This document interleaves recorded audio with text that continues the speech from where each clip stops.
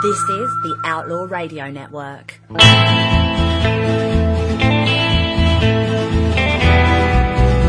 This is the Outlaw Radio Network. All right, it's the Outlaw Radio Network. Thanks for checking out the show 905. It's April 9th, 2017. St. Paul, the voice of reason. K-Dog, the loose cannon. And Trojo has joined us in the studio. What's up, Tro? What's happening, fellas? How y'all doing tonight? Good to see you finally. Glad you made it in, man. I mean, after they made you work today. Terrible. Yeah, terrible that I had to go in and work to make money. You know? Your boss must be a Republican.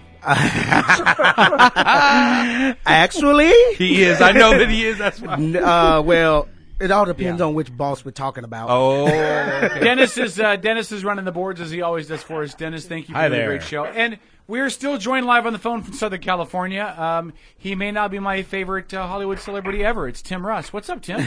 I'm all right. How you guys doing? Doing good down there? Excellent. All right. So, when we went to break, we had kind of started to segue this conversation over to politics a little bit. So, I think to open the 9 o'clock hour, you know how hours are always like, top of the hour, you really want to have your big stuff out, right, to keep people tuned in? Yeah. Can you please tell me your thoughts on our current president, Donald Trump? Let's just go right to it. How long is this radio show? You got till 11 o'clock, man. We're on air till 11, brother. Ooh, take your time. Much time. Yeah, I'll need at least that much time. Let's see here. Let's see if I can sum this up. Let's see. If you wanted to get your car fixed, would you go to your hairdresser or are you going to go to a certified mechanic? Depends on what the hairdresser looks like. They may look one way, but your car ain't going anywhere if they don't have any experience. I am absolutely aghast at the fact that this man is now the President of the United States, along with a good chunk of the country. We all feel the same. Look, this is a joke. It's a farce. We shouldn't even have to be covering this on anybody's news from the very beginning of the candidacy. There's no reason this man could be the president. You cannot start your presidency off by completely pissing all over an entire race of people and then continue to piss all over everybody else. Yep. And call yourself the president. We're not electing dog catcher. We're not electing the guy at the bar who's got a beer and he's blabbing about whatever. We're not electing somebody, construction worker of the week.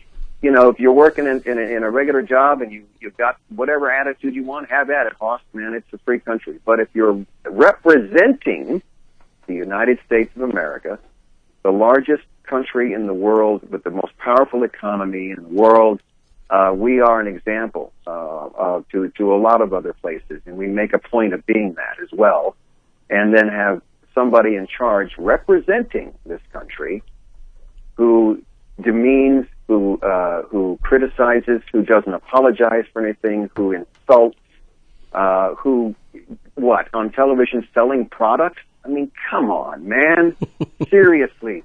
Why is every okay? How do you because of a handful? And we don't have to even get into the hacking and the propaganda that's spread back and forth. A handful of states in an electoral process that ends up putting this man as the president. And by the way, the electoral voters, the electoral delegates, one of the main jobs that we had, the reasons we had the electoral delegates was because they were supposed to prevent this kind of thing from happening. They were supposed to be there to override the decision of the popular vote for someone who may not be qualified to run for office. Okay, Tim, hold on, Tim. Hold on, get rough. Let's get ready to rumble. If you could see, everybody in the studio right now is all staring at me like I just got bitch slapped into last century because I'm the only one in here that was like I was a supporter from day one of his. But that's okay. You continue, but you should see the daggers staring at me in here. I can't, dude. I can't. You cannot. He and no one in his inner circle.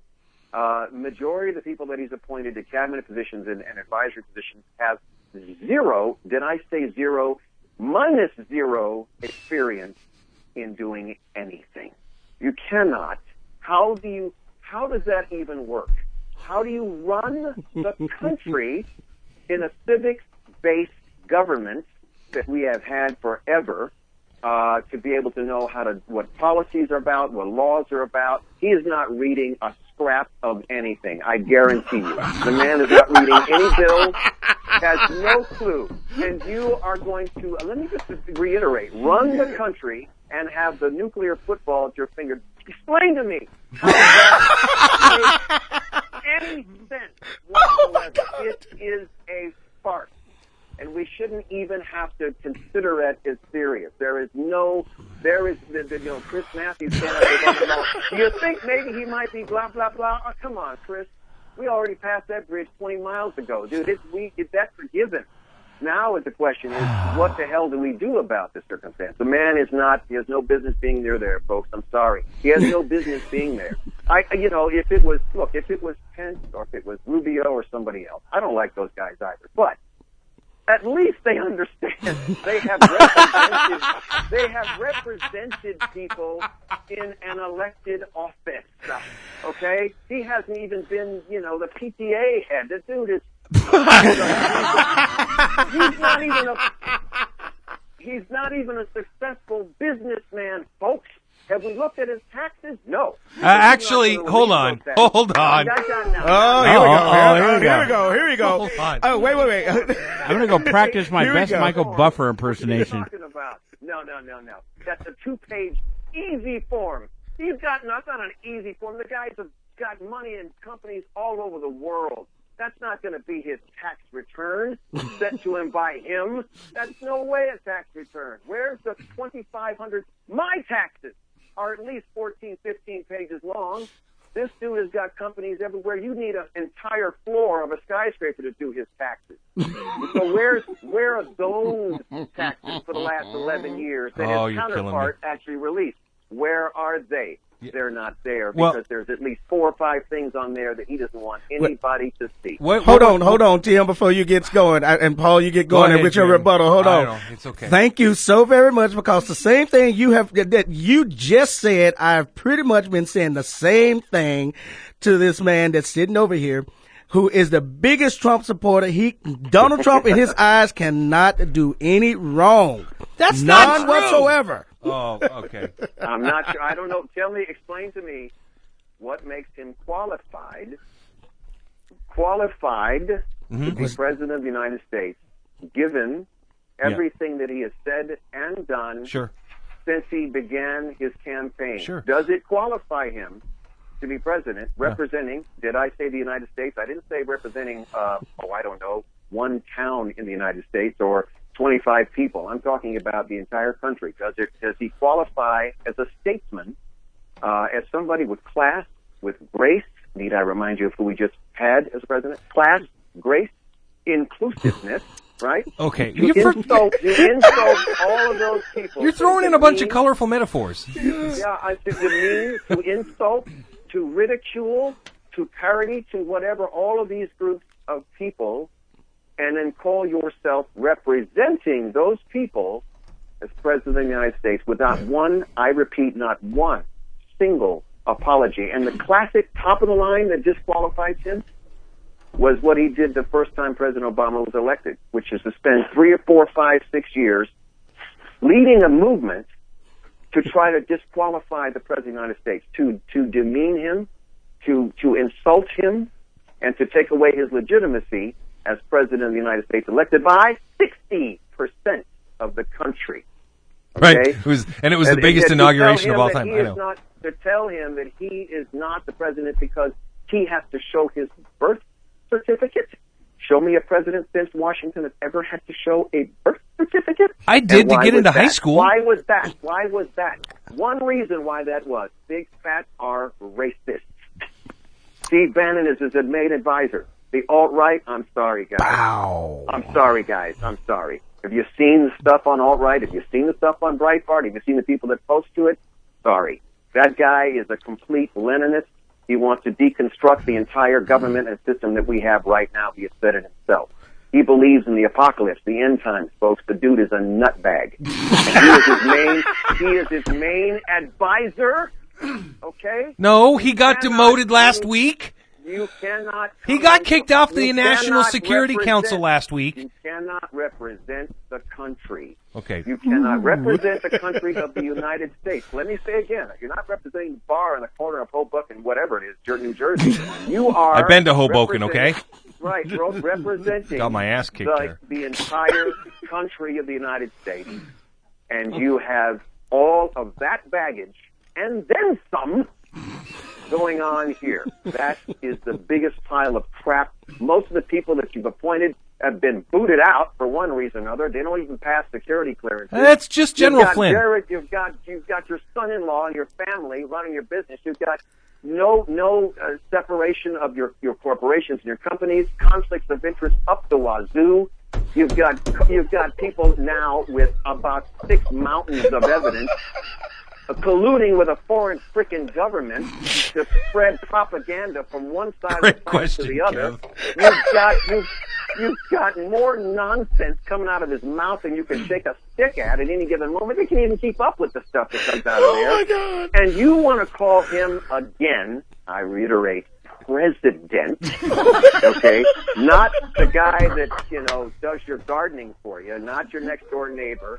I'm talking about President of the United States. I'm sorry, man.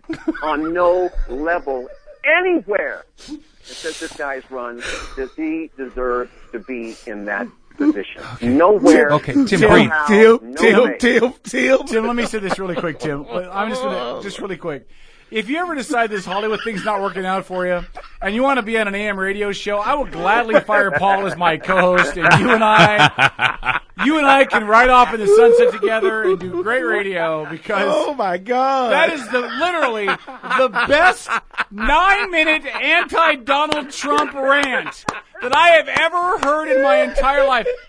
Tim, I'm gonna spend this entire week molding that into a promo for this show.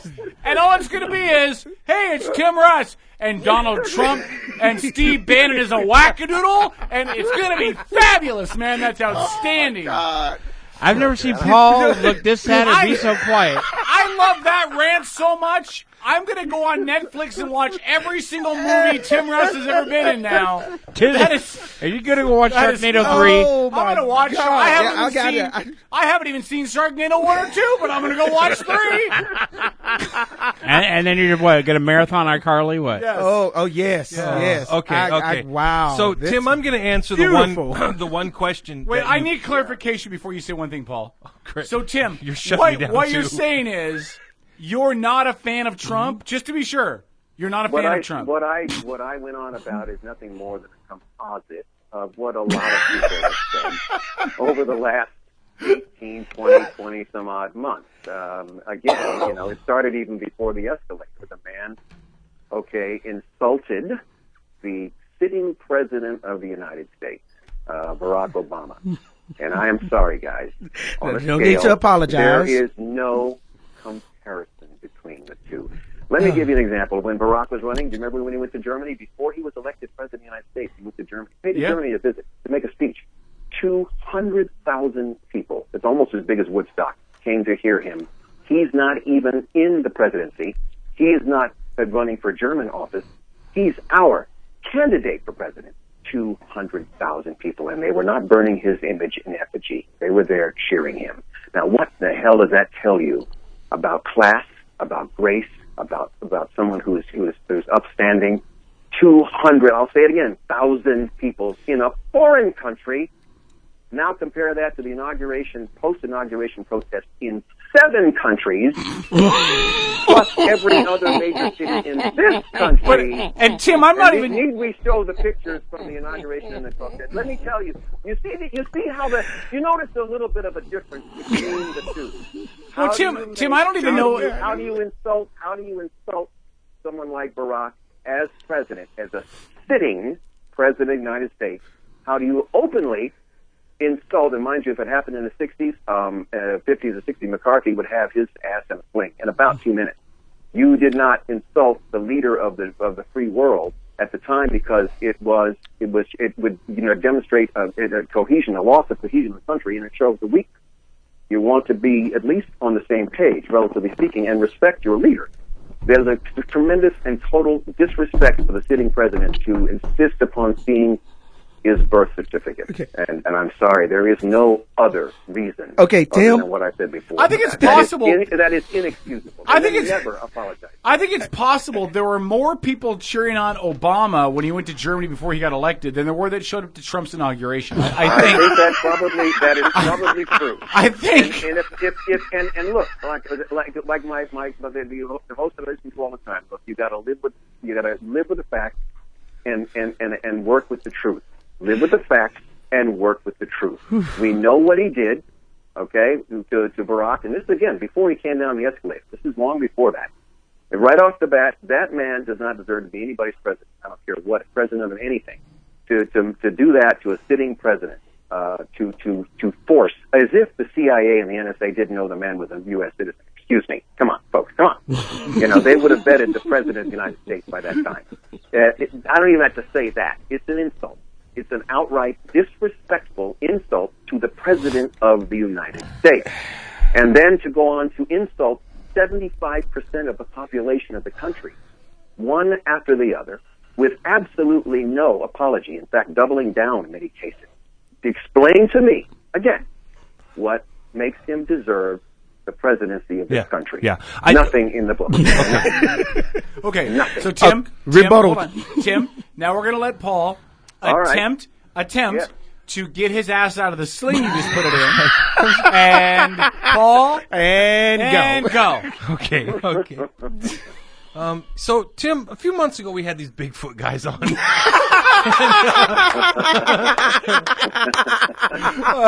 this is a moment reminiscent of that. No, he put my Bigfoot rant to shame. In fact, Tim Russ, if there was an altar of Tim Russ, I would bow to the altar of Tim Russ at this exact moment. So I have literally, as we are sitting here, you just got vulcanized. No, man. I got 72 messages. Paul just got Sharknadoed.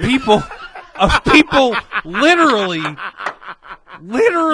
messaging me, talking about how, did you find your jockstrap? Your ass just got handed to you.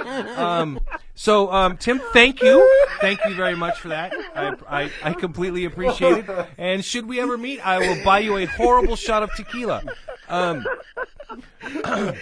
right. St. Paul has really never sat this quiet through any rant in a long time. This is gold. You have no idea. So here, let me answer your first question, because that Tim posed was that what qualifies Donald Trump to be president, which I think is actually an excellent question, but I want to preface it by saying that I have been adamant for years and years, since we've been doing this show since 99. Right? 99, yeah. That it is so vitally important for people on both sides of the political spectrum to be co-equals on the communication level, right? You would agree with that, right, Tim? As far as communicating, sure, it would be. That's the whole bridge, the whole idea, the whole concept of getting anything done. You do have to talk to. Yes. That's right. So you and I are totally on the same sheet of music about that. And as you previously discussed your support for Donald Trump in his draining the swamp comments and getting rid of the lobbyists, so at least we have common ground here.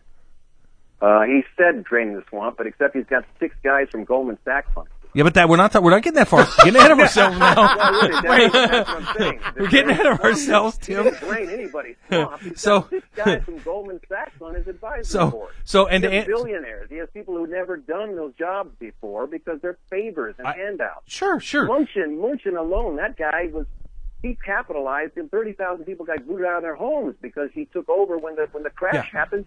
He took over the bank. He bought the bank, and then he sold the bank. And then they lost all their. I mean, what is that? Right. So hold on.